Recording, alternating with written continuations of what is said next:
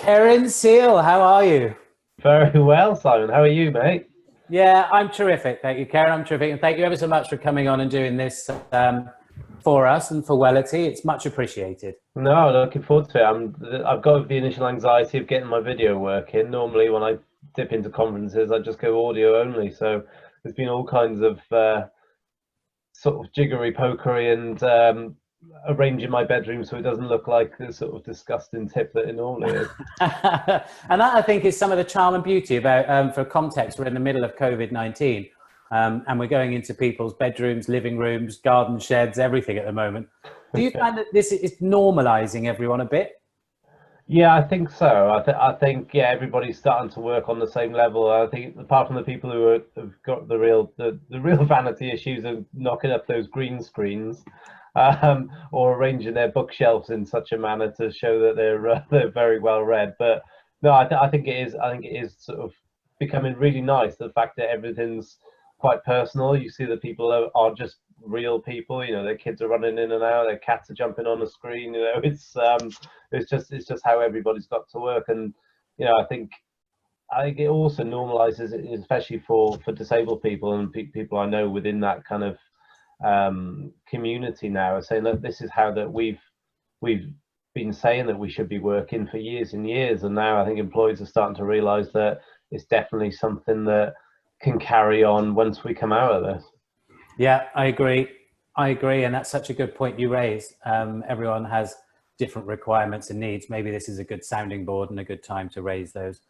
You mentioned disability there, Keryn. What is your disability? How and why do you mention it?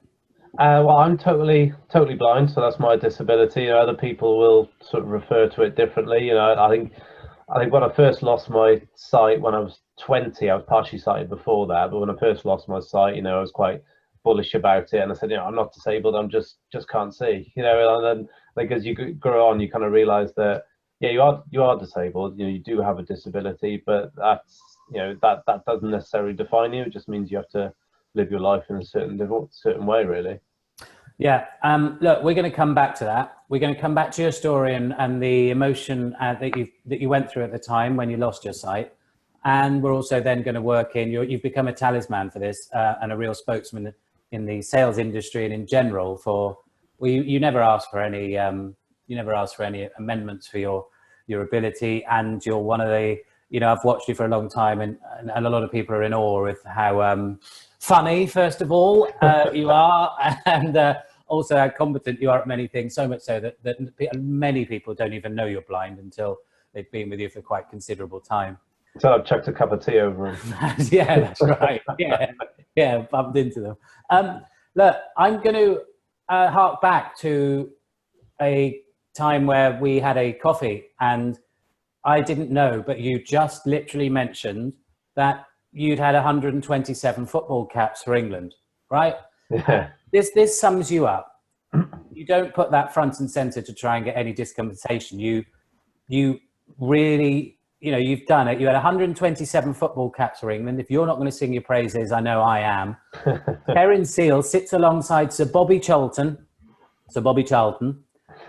Bobby Moore, Peter Shilton, David Beckham, Steven Gerrard, Frank Lampard and Wayne Rooney on the all-time most capped football players list. How does that sound, mate? Yeah, it's pretty cool. I mean, I only got alerted to this, to the whole. Obviously, I knew how many times I played for England, but a friend of mine sent a picture from St George's Park, which used to be our training base, a couple of years after, or about a year after I retired, and it was he described it. And it was a picture of the caps board, and my name was there amongst all those players. And you think, oh, wow, that is pretty cool. And you know, as you're going along in your career, you don't really think of that. You know, you're not counting caps. You know, you're more looking for tournament wins and, you know, major medals and that sort of thing. But you know, when I look back and reflect on my career, and you think that I did play that many times for England, I captained my country for 4 years. You know, I went to a couple of Paralympic Games, European Championships, 3 World Cups. You know, it was, you know, those kind of experiences I wouldn't have had if it weren't for my disability. You know, because I could go back and dream all I want if I wasn't born with a disability and a visual impairment. I think, yeah, I still would have played for England, but I definitely wouldn't have, because it's only those top 0.5% of people that get to do that. So yeah, the friendships I've made and lifelong relationships I've had have come from having that disability and representing my country, which has brought all the excitement that you get from pulling on that England shirt, to singing the anthem with the guys, and then all the way down to, if it weren't for my disability, I wouldn't have met my wife, had my kids, and had some of the great friends that I continue to have relationships with now. Wow, and it's that positive outlook that I think is what you're known for, Keryn. I mean, do you feel a lot of people that have worked with me wouldn't necessarily say I'm always that positive, but well, I think it's the ability to flip not a negative, but a setback into what a positive is. And again, I think that's what a lot of disabled people do. And I think we both work in sales, and you can find that a lot of the really good salespeople can bounce back from a setback, losing a deal, maybe not having a great month. It's been able to flip that positive. Yeah. Do you feel as if, look, if I read some of the names again, Sir Bobby Charlton, David Beckham, Steven Gerrard, do you feel like you got the recognition that you should have done?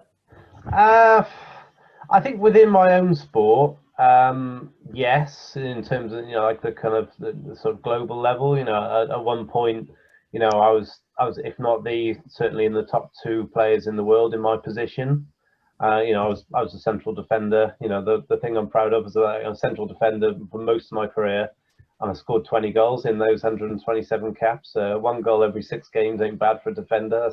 That's certainly better than Bobby Moore, but the greatest the greatest ever England defender. But yeah, I think within my own sport, I did get a recognition. Probably not outside of that, but you've got to face the fact that you're in a minority sport that only really gets publicity and coverage when a Paralympic Games comes around, or a little bit of coverage when a European Championships or a World Cup comes around.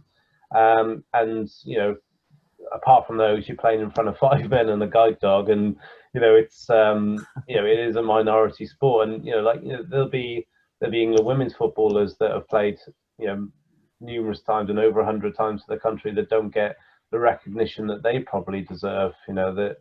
But I think within my own sport, I'd like to say that I have. But I imagine there were 3 Ferraris on the driveway, were there? I mean, I watch the footballers now with their bling and their watches and everything. I'm pretty much up there with that, were you? Well, we've got a Honda Jazz, but it has got alloys, so and tinted windows. But yeah, that's about as bling as it gets. But yeah, I think I just want to put it in context for guys. That at the very peak of my powers, I was a full international, full-time professional from 2013 to 2018, and the most I ever earned a year was £12,000 out of football, and that was a full-time job, training 6 days a week, 10 to 12 sessions. Yeah. So yeah, it's not quite the life that sort of Raheem Sterling and Wayne Rooney have lived, but it certainly was a good time for a period. The power of sponsorship and the draw of the crowd, I suppose.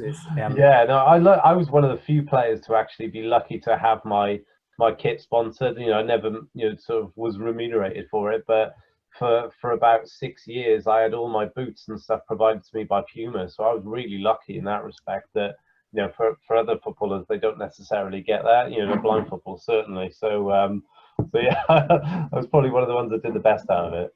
So for something that would have taken up a lot of your time, taken you away from your family and didn't pay you a lot, why? There must have been, what I'm getting at is there must have been another driving factor other than money. And we're in a situation now where money is becoming not the leading driving factor in well-being and changing times are. So why did you do it? That's a good question. That's one my wife has constantly asked me for 15 years. So look, I made my debut for England in 2005 when there was an amateur sport. And out of that, or before that, I'd been an England blind cricketer.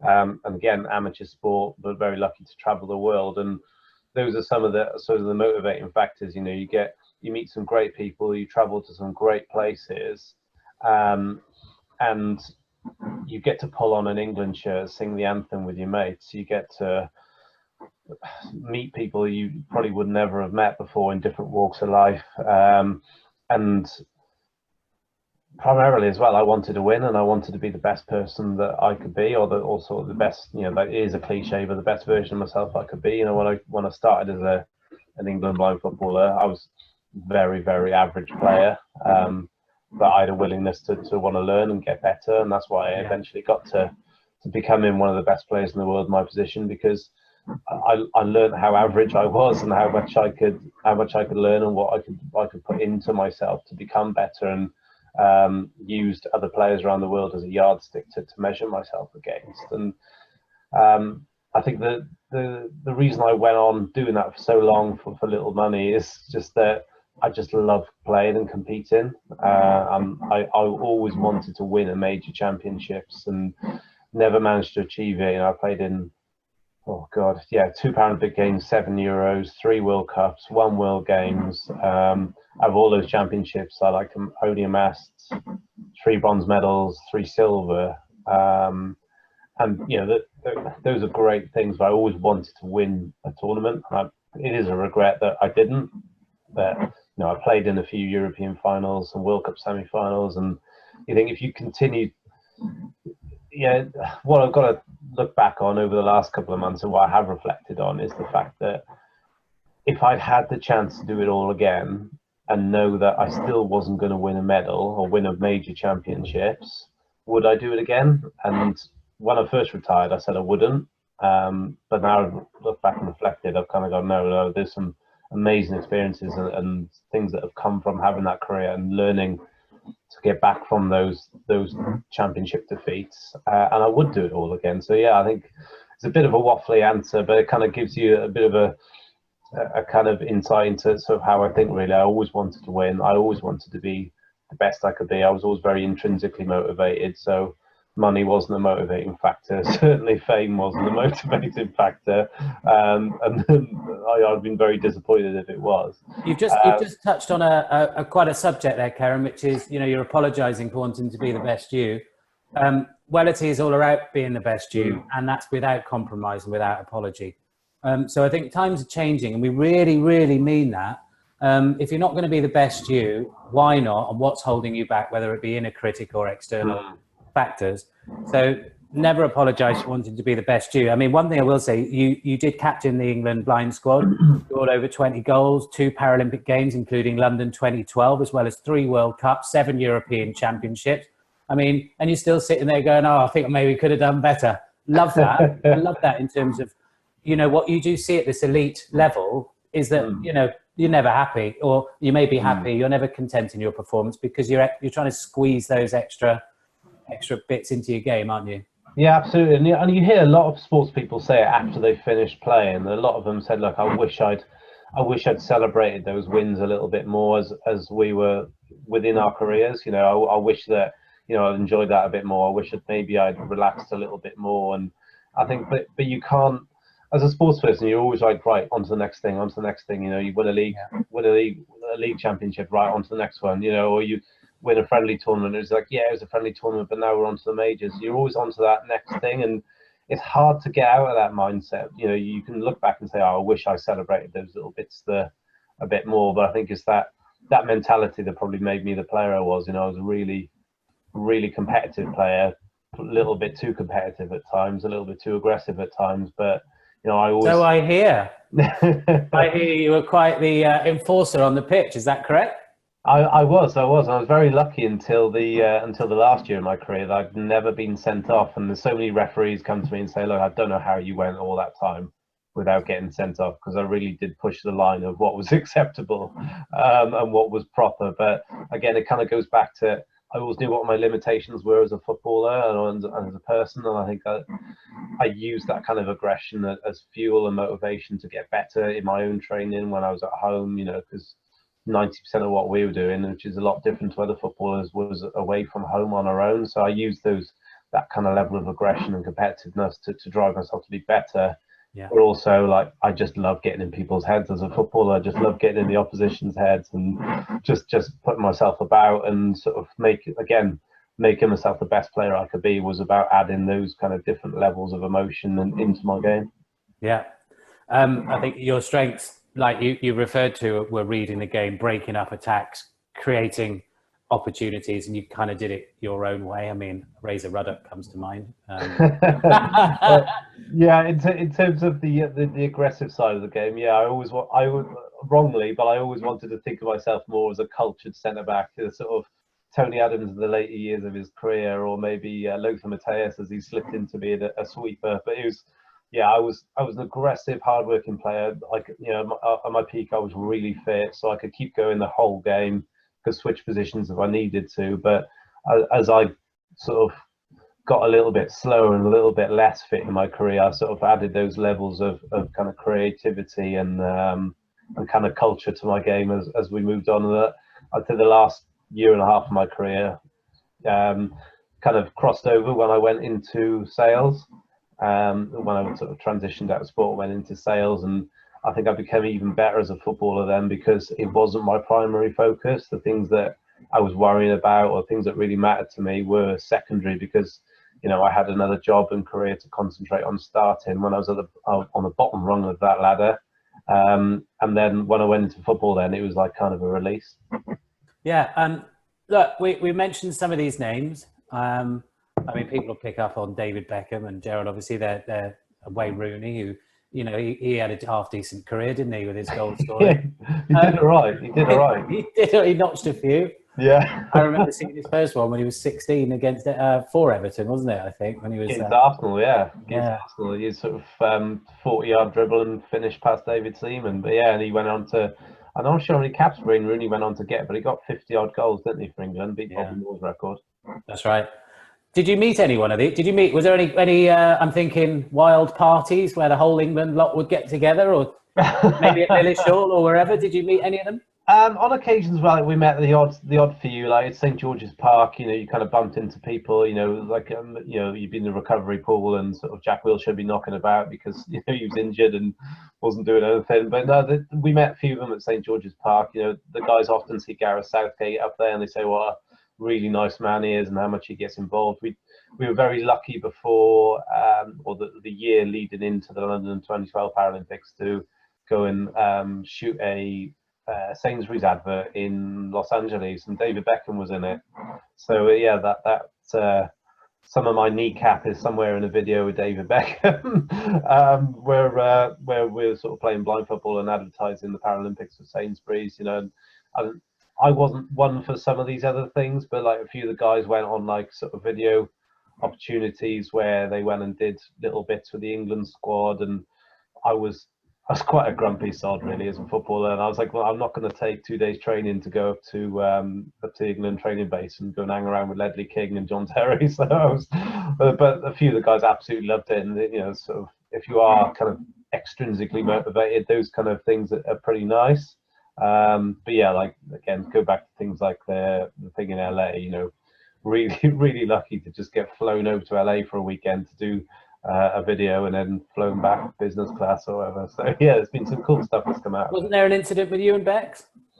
Well, we were mucking around, sort of waiting for this whole thing to start, and you know, never been involved in like a proper advert film shoot before, and it was just a lot of messing around in between, getting the shots ready and stuff. So he hadn't appeared at this point, and we were all sort of pulling each other's shorts down in between takes and sort of getting stuff ready, and he just kind of appeared behind us going, "Oh lads, you're just like normal footballers, aren't you?" So, yeah, but he was very nice. No, he was very nice. Some footballers you meet in, you just could be meeting anyone, but he was genuinely really nice. Really. No, it's nice that you'd met one of the world's greatest icons, and you met him with your shorts down. That's a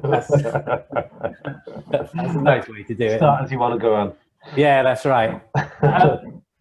So when we talk about the transition from the top of your game, you would have had a bit of kudos. You would have had a bit of, you'd have been a bit of a well-known person on the scene.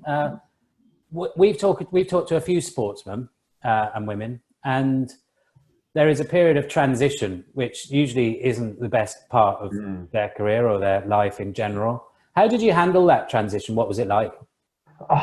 It was, when I look back on it now, it was messy, but it also really shaped, you know, and sort of has got me to the point where I am now, in, you know, sort of falling into different careers, and again met some brilliant people, but it was messy. And again, to go back to, you know, other sportsmen and women, you know, you've heard some horror stories about people that have been at the top of their game, and then suddenly they're on the scrap heap. And it's something that national governing bodies, you know, really need to start thinking better about and looking after people. But when you are a sportsman, you know, to the performance director, to the head coach, to the national governing body, you are essentially just an employee or a commodity, and they're not looking to look after you 5-10 years after your career. They're looking to get the most out of you there and then. So my own transition was pretty messy, and it almost kind of like looked after itself in the way that in late 2016, our performance director decided they were going to centralise our programme, and make sure that all the blind footballers in the country moved to Hereford. So they lived and worked together. And what was that? Is that an energy drink you just cracked open there? No, they lived and worked in. You want to centralise the programme, so make sure that everybody'd moved to Hereford, was living and training together, because they kind of based that model off British cycling and British athletics and the rowing guys. You know, if you've got everybody together, you're obviously going to get better because they're together. And at that point, I had three kids. No, I was the father of three kids by that point. You know how many you've got, Keryn? 3 now, yeah. But yeah, the youngest one was only about 4 months old. Right. And I wasn't willing to upheave everybody to move from Exeter to Hereford. Nothing against Hereford. It's where the company I'm working for now is based. But I just couldn't do that. They were all settled in their schools, and you know, it was for £12,000 a year. I just couldn't justify it. As an athlete, you've got to be pretty selfish, but I couldn't be that selfish. So they said, well, if you're not going to be part of the centralised programme, effectively we're going to cut your contract in half. You don't have to come to every single camp, but still you've got to come to 90% of them, which was a lot at the time. And I don't think they really realised that cutting £12,000 in half equals £6,000, and that's less than, you know, most disabled people get on disability benefits. So my kind of hands were tied. I was like, well, okay, if I'm going to be cut in half, you know, my contract's going to be sort of that much, I've got to get other work. So I was very lucky to get some help from the Dame Kelly Holmes Trust initially, who help athletes with their transition, but primarily they help 16 to 24-year-olds who've fallen out of education or training to get back on track.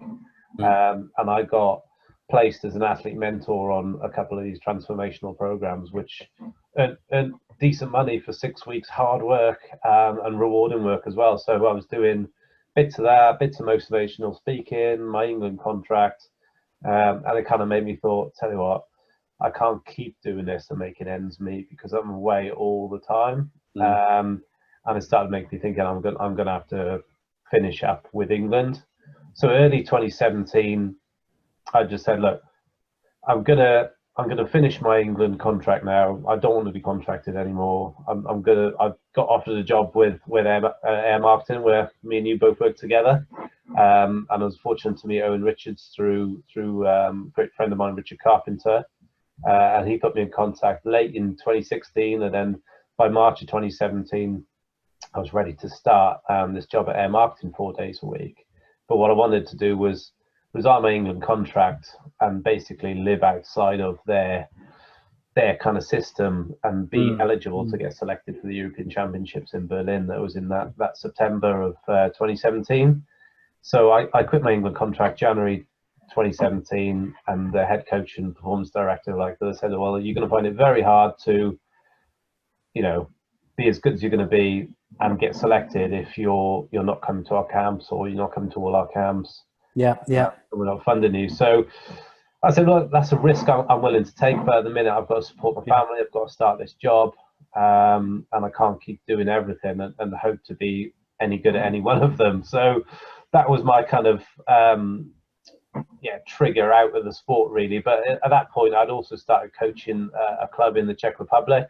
I was player coach there, and I was playing a lot of tournaments around Europe in 2017, sort of tournament a month. Just it was a lower level, much lower level, but I was enjoying my football, and fortunately, I was able to carry on doing that European level football. I got invited back to play in England friendly in May of 2017, and then by June I played another one, and by July I was selected for the European Championships off the back of being able to sort of live outside that system. And that was my kind of, again, almost transition out of it. I went to that Europeans in Berlin in 2017, and it was probably, if not my best European Championships, probably my best one for about 8 or 9 years. And definitely was probably due in fact I was, like I said earlier, it wasn't my main focus. Pressure was off. Yeah, pressure was off. Handbrake was off. I was playing with freedom. I was scoring goals as a defender. In the semi-final, I scored a worldie out of nowhere, and then I scored in the third place playoff that got us the bronze medal.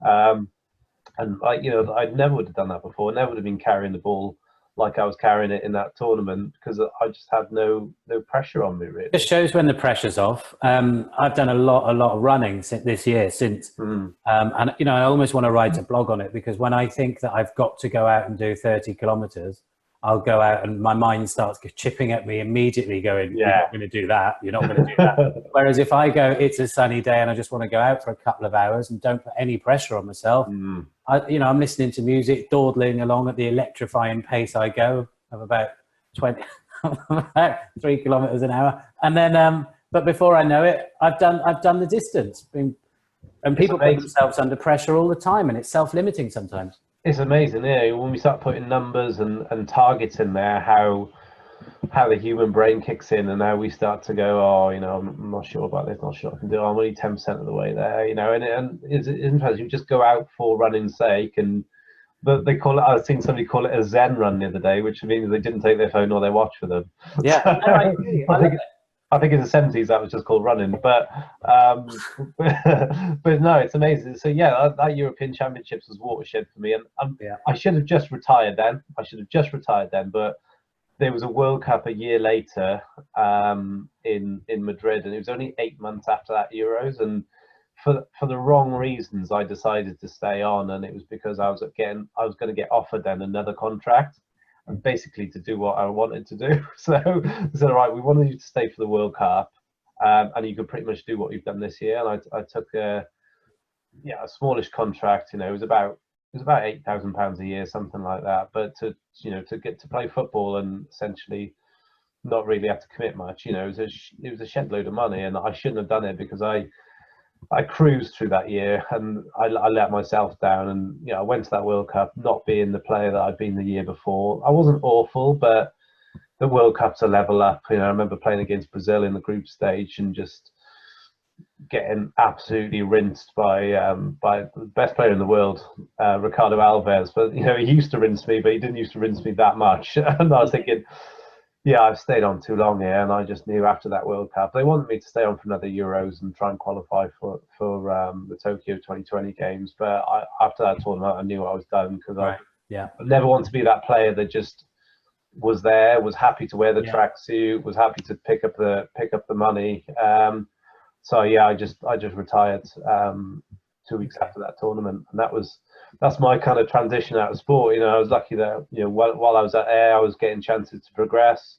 The company went through a few restructures, which meant that I was able to progress pretty quickly within that company. Let's talk about that, Keryn. Let's talk about that. You talk about when targets get involved, there's more pressure. So you thought you'd go into a nice, easy sales industry, did you? Because the challenges you face, obviously, I see them as challenge. You don't see them as challenges at all, do you? I mean, we'll go back to, you weren't always blind, were you? And no. We've talked about the terminology that I use in terms of blind. Some people use it, some people don't. You've just said, go for it, just use it. Yeah. So when did you lose your sight? How did you feel? And then what I'm getting at is when you came across into the sales corporate environment, which is incredibly driven at the best of times, did you feel that you had to make up more for your disability, or were you accepted, or did you put yourself under your own pressure? What happened? Yeah, so I go back to the disability bit to start with there. So like I was born with a visual impairment, so I was born with like a decent level of vision in both eyes, but so it wasn't actually picked up until I was sort of 2.5, 3 that I had a visual impairment. My mum kind of noticed that there was something not quite right with me. So yeah, I was bumping into more things than normal, or maybe not focusing the way I should be. And it was picked up that I had a visual impairment. So I was partially sighted from birth, and I could see this. Put into context for people. You go to the opticians and you've got the chart with the letters on there. I could see like down to the second Line. yeah, second line, from probably 15 feet away, something like that. So you're not an amazing amount of vision, but enough to get by in school and play some team sports with my mates. I played like mainstream sport until I was 16, until I accidentally found disability sport, which is a whole new different story. But yeah, I carried on. I played cricket and football, and very early, like in primary school and secondary school, I played a bit of rugby, very very badly, but still played and enjoyed. And it wasn't until I was 20 years old that I lost my sight quite suddenly. There's a lot going on at 20. Anyway, yeah, yeah. I was coming towards the end of my A levels. I was at college. I'd gone to a visually impaired college at the age of 18 after I got invited to leave school. And so I went there, and that was my first kind of taste of living with other visually impaired people when I was sort of 18. Yeah, but sort of I got to the end of my A levels, and I was coming back, and I was coaching the five-a-side team there at the time. And I came back, and I was running a session, and I couldn't really see from one side of the pitch to the other as clearly as I used to, and it was almost like you got a bit of sort of cling film around your face, and it was like blurry. So yeah. I went to the hospital the next day, and they were like, "Oh, you've had a retinal detachment." So I kind of got referred to the Moorfields Eye Hospital in London a month later. I'm like, "Well, we're gonna do an operation to try and reattach that retina and get you back to where you were." So the operation was a month after that again in the June, and they did it. And I remember they did it. It was the day that England played 2002. England played Brazil in the World Cup in that quarterfinal. Ronaldinho scored that goal over David Seaman. So it was that day I had that operation, and yeah, it didn't take. It didn't work like they did. They probably got to it a little bit late. The technology now is a lot different, and that operation would have been successful because of how the technology that they've got now. But it didn't take, and that was that was me buggered for a bit. So it was, but again, sport rehabilitation tool. 6 months later, it wasn't even 6 months later. It was 6 weeks later after losing my sight. My old captain from my old visually impaired cricket team asked me to come back and play a game as a totally blind player, because you have a mixture of blind and partially sighted in cricket. And I played, and then I played a bit more through that summer, and I got lucky enough. I got invited at a time where they probably didn't have enough blind players to the England team. And then in November of 2002, I was on a plane selected for the Cricket World Cup in India. So yeah. For which country? In India. I was in Chennai in the south. It used to be Madras, and we spent a month in India playing in this World Cup, and it was the most phenomenal experience, and probably the best country I've ever visited for sport or anything else. And having had sort of dark days mental health wise before going to that World Cup, while I was there, I took the decision not to take any more medication for mental health, and just thought, look, I've come over here, I've seen, experienced some of the most awful poverty I've ever seen, but also I've experienced 17 other blokes in this squad who've all come through their own challenges, either losing their sight or sort of dealing with sight loss their whole lives. And I'm here playing against Australia the next day, or playing the World Cup semi-final against South Africa, and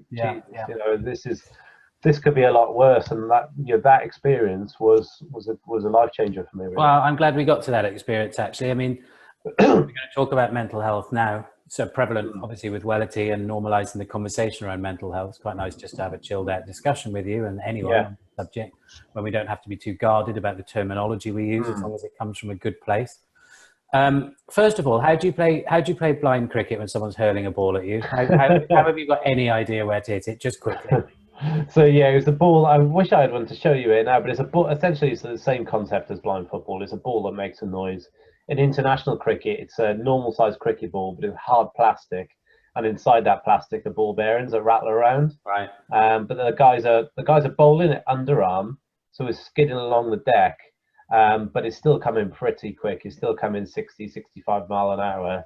Wow. And you're down on your knees playing sweep shots and getting wrapped on the knuckles. And I used, as a fielder, I used to field in pretty close. So again, I like to get in people's heads. So of course you did. Of course you did. Not like you. I was always fielding at short legs, so I was probably every game I was just wearing 6 or 7 massive shots into the body or to the hands. And one time I got hit in the throat against India. So yeah, it's quite a physical game still. I bet you weren't saying anything to put the batsman off, were you at all? No, never. No, not at all. Look, mental health. You mentioned you had dark times and you were on medication, so that everyone can relate to you, because there'll be a lot of people going through their own trials at the moment and in general with depression and anxiety. How low did it get for you? And how did you know you were that low? Because obviously you only know the bottom once you bounced off it. And then how did you get out of it? I've never got as low as to be experiencing, you know, the ultimate of I just can't live in this planet anymore. But it was getting not close to that stage, but I was tipping that scale. You know, if you think that sort of 10 on the scale out of, you know, 1 to 10 is kind of suicidal thoughts or maybe acting on them, you know, I was a kind of maybe a 7.5 or an 8. And again, it was like a trauma, I suppose, especially initially, because I don't think I experienced mental health issues before I lost my sight. I couldn't say. I was quite an angry young man, but I couldn't say it was a mental health thing. But once I lost my sight, you know, it was like a trauma or a loss. And the main way it manifested itself is in that kind of sort of deep, dark depression. But also I had a lot of anxiety about going out. You know, I got to a point where I got to university. I finished my A-levels whilst I'd lost my sight, and I got to university. That was always the plan. And I quit after about 3 or 4 weeks because it was a coaching degree and it wasn't really set up for me at that time, and I wasn't ready for it. And I kind of I'd had a breakup with a previous partner I was with that would also come to university with me, and I was just sat in my room, scared to go out, doing some weights in the house and watching telly and listening to cricket, and that was about all I was doing. And it got to the point where, you know, I was scared to meet people that I used to go to school with, because I went back to university where I used to live in Wales, and I was scared to meet people that I used to know because I didn't want them to see me blind. And so I was just kind of there. They got to the point where my mum just went, right, you're going out, you have to go out. And she kind of forced me to go to the cinema one day with my old mates who I bumped into, and they invited me along. So that was kind of part of it. And then getting out to India was the kind of second hurdle to get over while I was still on medication, which I never really enjoyed being on, but, you know, have been on since subsequently. But yeah, that was the kind of first battle. But while I was in India, you know, you see that positive that poverty there, but you also experience, you know, your teammates and their own battles of vision impairment. Not that you necessarily have to talk about it, but you see the way that they carry themselves or the careers they found themselves in. And as a 20-year-old kid, you think, I'll tell you, he's gone and done that. He's gone and achieved that. Why can't I do it? And that was the tipping point for me. And that's what people will think when they watch this about you, Keryn. Honestly, I don't think you really. Well, you know, you're very bashful, and it's my job to tell everyone, you know, what you've been up to in order to inspire others. And now, look, you alluded once, I think, in a conversation that we had, that there was a time where you perhaps reported your mental health in your football career, and you've also been in the sales environment, which we'll come on to in a sec. Which environment is easier to report, or neither? And if so, what steps can be made to normalise the conversation around mental health? Yeah, I think in terms of that first question, I think which one's easier. I think neither are easier, but both have got their own different challenges. So especially in sport, unless you've got some real strong mental health advocates within that leadership group. It's a very difficult subject to broach without the fear of losing status or being thought of differently. So, when I reported mine, it was early 2016. I remember it was 6 months after we'd lost a European semi-final, which meant that we didn't qualify for the Rio Paralympic Games, which meant we lost some funding, people lost their jobs, some of my teammates got axed. So it was kind of difficult, a very difficult period. Training wasn't easy. I remember periods where there was actual physical fights in training, and it wasn't a great place. And if you're getting involved in stuff like that, that your mental health isn't where it should be. And I was captain of my country at that time, and probably not doing the sort of thing the captain should be doing. And I just said to my coach and the assistant coach, like, I'm really struggling here. And again, being a sportsman away from most of the team most of the time, you wake up in the morning, you do your session, you go home, you watch a box set or do something else before your next session, go on social media, you get egged out by that, and it's a very difficult spiral. I'm not going to say it's an awful job to have, but it's a difficult environment if things aren't going well. So I reported that I was struggling, and the reward I had for it was to have the captaincy stripped from me and basically lose all dialogue with my head coach. And they kind of went through the motions of putting me in touch with the sports psychologist of the team, and it wasn't really that helpful, because all it was doing was putting me in touch with somebody who was studying for their PhD at the time, not really, really good bloke, but not somebody who's that clued up on sort of getting to grips with what I needed at that time, and even the extent of it was to signpost me. I just didn't feel comfortable of taking that next step, really, of addressing it. Keryn, I find that unforgivable. I find that absolutely unforgivable by an establishment, because I look at round now and I'm seeing sales leaders come forward and taking one for the team, telling people about, heaven forbid, the fact they're normal and that we've all gone through various stuff. But here they had the captain of their country, coming out and raising an issue that could have, I'm looking at the lessons it could have taught everyone else underneath you and gone all the way down to the bottom, that reporting your mental health. This isn't 1986, this is 2006. And people need to hold their hands up to this, because it absolutely infuriates me. They had a chance not only to make an impact on your life, but had a chance to make an impact on everybody else's life that saw it. And in which case, the whole team could have been talking about it. They could have come up with systems and procedures and build bridges to get everyone through it. But in fact, they just stripped you of your captaincy. Yeah. Again, I think they probably thought they were doing that to help me, so take some responsibility away from me. But again, sort of, I've never been about sort of extrinsic rewards, but having some status removed is a little bit outside of that, and sort of that didn't help either, given that it was the way it was done. I don't want to throw anyone under the bus here, but it was like I was told in a 10-second conversation in the corridor, like a day before an international match, going, "Oh, by the way, you're not going to be captain anymore. So and so is going to be captain because he's worked really hard lately."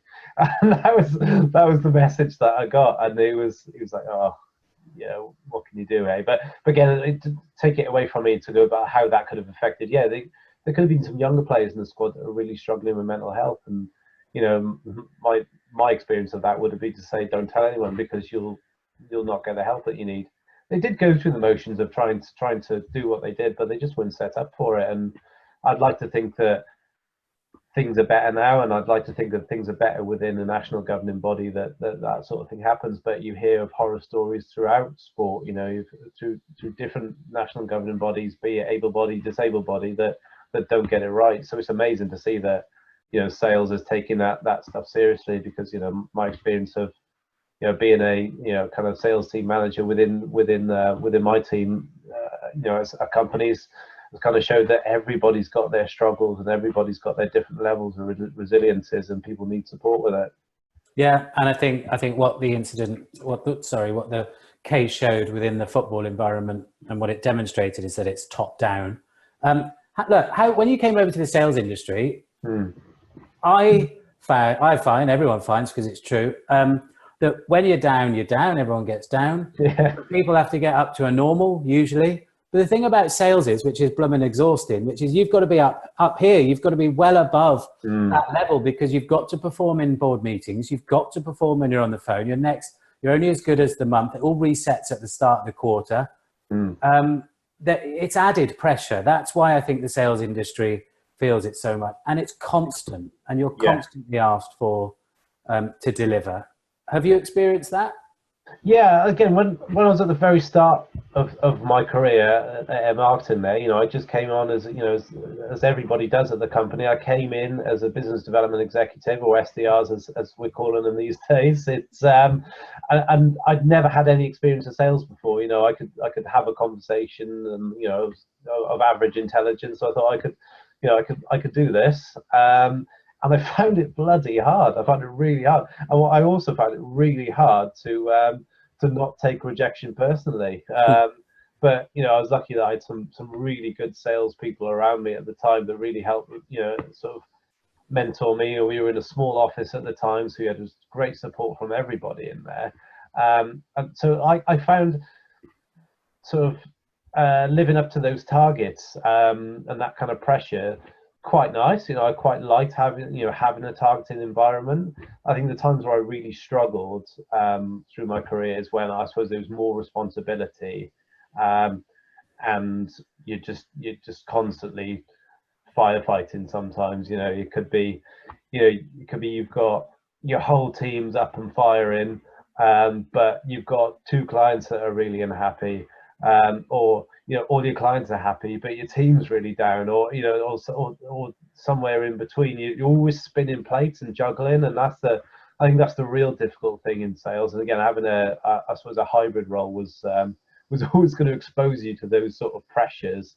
And again, I don't want to labour the point, but I think that sales has got a real unhealthy image in general, not in general, but in some parts, sales got an unhealthy relationship with drugs and alcohol, and general lifestyle.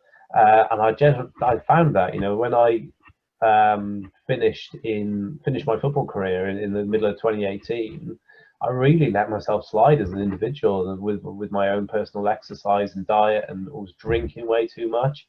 And again, that also led to a kind of mental health spiral as well. So, at points last year in 2019, with the fact that I'd let my health slide and my sort of alcohol intake was up, I was really struggling mentally. And again, sales comes with its own different pressures. As a footballer, you can't be on the smash all day, every day. But as a salesperson, sometimes that's part of that environment. And You've raised a good point. Raised a good point. This is why Wellity aligns itself with the sales industry. You go away for a 3-day kickoff now. You're expected to be up till 3 o'clock in the morning, because that's when the deals are done. And you're encouraged to booze. You're also told that you've got to be at breakfast at 6:30, 7 o'clock. Otherwise, you're not committed. Now, that's fine. But that goes back to the old days of 1980s football and rugby, where people could drink all the way through the week and just turn up and perform on a Saturday. The sales industry is following suit, and there's an evolution of well-being where people might go, do you know what? No, I want to call the family at 9 o'clock. I want to go to bed. I want to try and keep my normal routine, because equally, you lot can go out and get drunk if you want to, but I know there's going to be a big group at 6 o'clock in the morning doing a yoga or a swimming or a group running. And quite frankly, I'd rather go and network there, maintain my mental health, maintain my physical state. And you know what? If you don't like it and you're going to keep beating the drum that you've got to go out until 3 in the morning, maybe this isn't the environment for me. And in that case, well-being becomes a new currency instead of a financial reward, which is almost going to be old-fashioned soon. Now we all know the value of our well-being.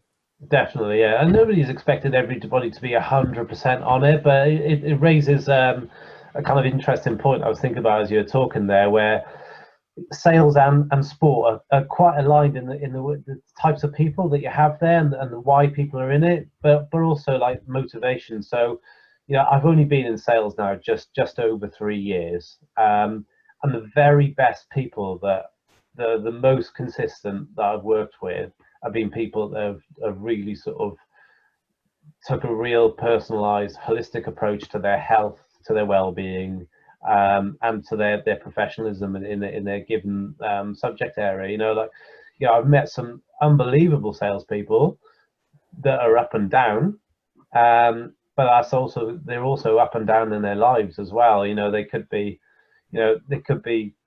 having, you know, 3-day benders, and being able to live with that for a week, and while the deals are coming in. But while the deals aren't coming in, it's what you're doing in your, you know, the time. And again, in sport, you know, I'd, you know, always see players that were really happy to get a 9 out of 10 one week and then be absolute rubbish for the next month because they'd had that 9, and it's because they weren't adhering to what they needed to do outside of that performance each week. You know, they weren't doing their analysis work, they weren't doing their little skills homework, they weren't doing all the little bits they needed to do to be good every game. You know, like, I think something I prided myself on as a sports person was being that kind of 8 out of 10 every game, and doing the bits in between. And again, I can't say that in my sales career I've always been the person that's done what they needed to do in terms of looking after myself, because after I finished football, I just went,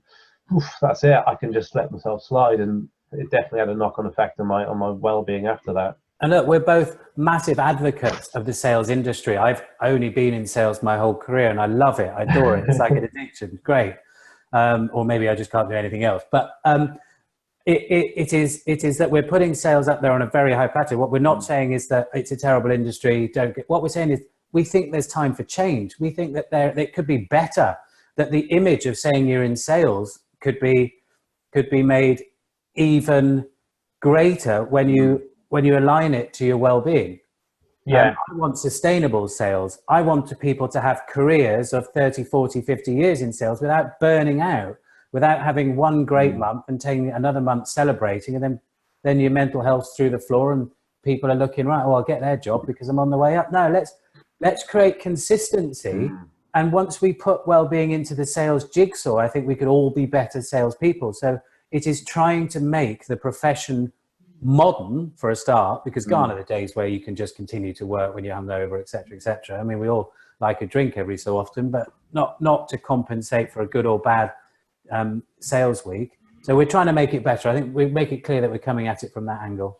Yeah, no, definitely, and it's great to see that the companies are throwing more weight behind this. And I think, again, you know, it's an awful thing that's happening at the moment with the current pandemic, but it's also shown us that we can work in different ways and support each other in different ways. So, you know, you've got people supporting each other with webinars and sort of kick-off meetings at the start of the week into company, or even just within people's networks. But also it's that, right, tell you what, well-being isn't about giving somebody a free coffee a week or a perk or whatever it might be. It might be saying that I realize that, you know, you've got kids and that's difficult and it's holidays and all that kind of stuff. I want you to work from home 2 days a week, and, you know, as long as you hit X amount of KPIs, I'm quite happy for you to do that because I trust you.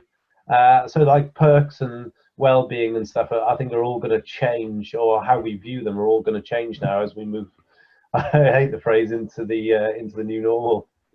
Yeah, well, it is the new normal. Look, you're making transitions as well, because, you know, with your experience, and, you know, I do find you mildly funny, I suppose, and with your sporting career and the umpteen tales that you must have from that. Look, you're a motivational speaker now, because adversity, achieving great things, ambitions, I've got written down here, your mix of life experience, professional sports personality, and business humor. You teach that adversity is merely a bump in the road to success. As long as you're always moving forward. What can people take away from your motivational speeches, Keryn? I think with the talks that I'm doing, and again, it is a variance of what I do. You know, some of it is university outreach work, some of it is with corporates, some of it's just lectures about disability sport. But from all the messages, you know, there's a variation on the story that I tell. But it's about, the main things are about transition and they're about resilience. So, you know, resilience, yeah, like, there's loads of different definitions for it, you know, and toughness and all that kind of stuff. But for me, resilience is about it's about being flexible and about being able to flip what one situation is now into what the next situation is going to be. And I think my story kind of, I probably never consciously thought it as I was going along, going, right, this has happened. Now I definitely need to flip this into a positive. I think it's just my mind is, right, this has happened. What's next? How do we get through this? Because, you know, we all have these occasions where you want to curl up into a ball and just not see the rest of the day. But it's how long you do that for. And I think my sporting journey and life journey kind of sort of gives a few examples of how something crap can happen and then something good can happen out of the back of it. And I think those are the main take homes, about transition from one situation to the next. Yeah, it can be a transition from a good situation to an even better one, or a good situation to a crap one. You know, so it's those are the main take homes for me. It's like transition and resilience. Good. And I know you're being quite reserved on this this interview, Keryn. I know you have different styles, don't you? I mean, what you would deliver in a working environment, I know would be slightly different to what you would deliver in a black tie evening dinner when maybe the audience is slightly well oiled at a sports dinner. So that yes. you have different hats for different occasions. When you talk about, you know, we're going to wrap this up shortly because I've taken up far too much of your time, but when we talk about, you've just defined what resilience is. Can you sum up now, please, what is your definition of well-being? Oh, I think, again, it's another buzzword, well-being, but no, sorry, I can start again. But well-being isn't a buzzword, but the word I'm going to use now is the approach to that, and the approach I take, my view of it, is holistic. So it's about taking that approach to people's mental health, or giving them the support they need to find their own level of happiness within their own mental health. It's about supporting people to be active, you know, especially within the sales environment. How many people do we see never have anything active to do outside of their lives, you know, outside of their sales life? You know, it's about how can we support those people within the work environment. You know, if they come in, bang at 8:30 on the dot and leave at 5 on the dot, and probably don't exercise outside of that, are they going to be the most healthy individual? Probably not. But can we support them to be more healthy and active within their work day? And I know lots of companies are taking the opportunity to do that within yoga and desk yoga and stretching and fitness challenges within the work day. And the kind of the last part of it, I think is really important, that sales needs to address, and it is the unhealthy relationship with alcohol and drugs.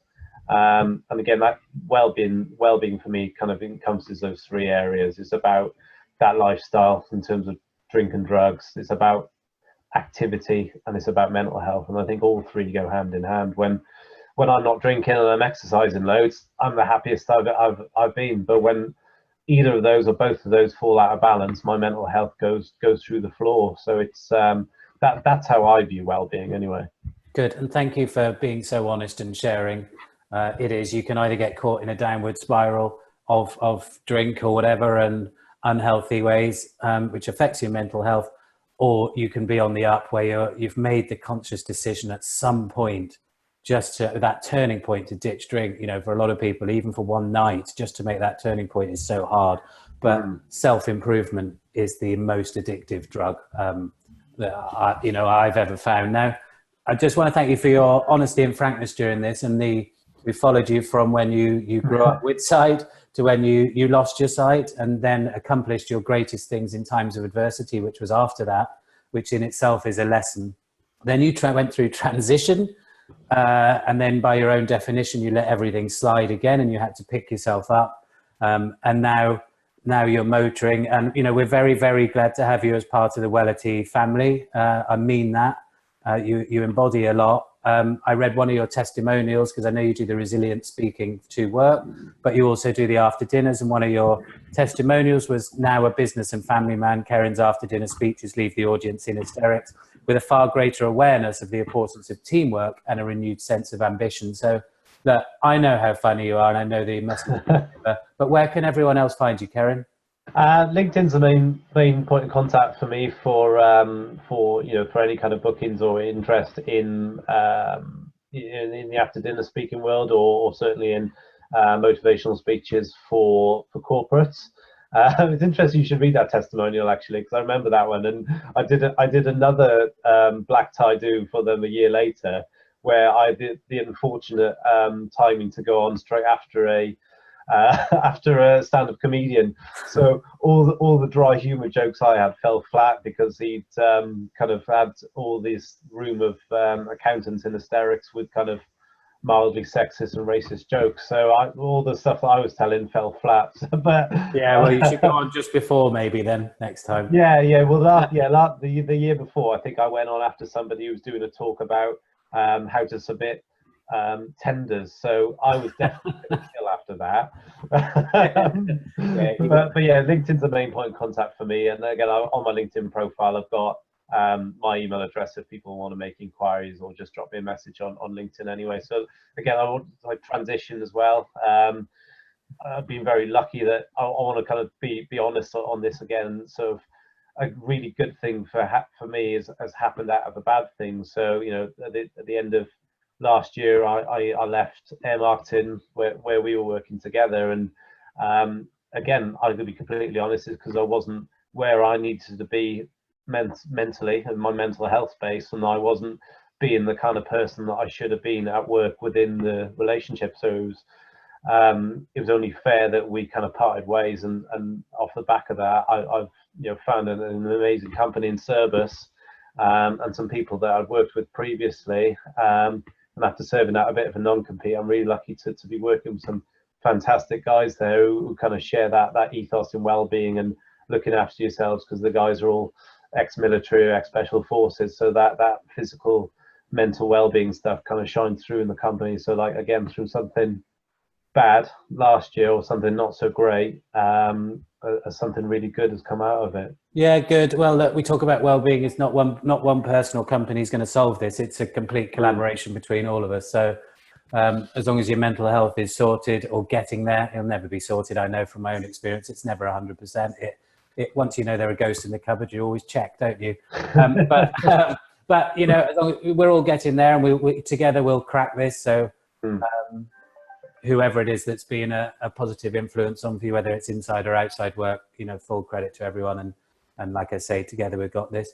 Thank you, Keryn. Thank you ever so much. Really appreciate it. Hope your experiences when you didn't report your mental health, you know, I think a few people were left out underneath you that could have learnt from you. And I'm hoping now that they can from just coming on and doing the Wellity talk. So you'll be on the Wellity platform. Awesome. Yeah, we'll be introducing you to the sales community in your full glory, with your various different hats on, and together we've got this better every day, and I'll catch up with you soon. Once again, too, mate. Thanks very much. Cheers, mate. Cheers, bye.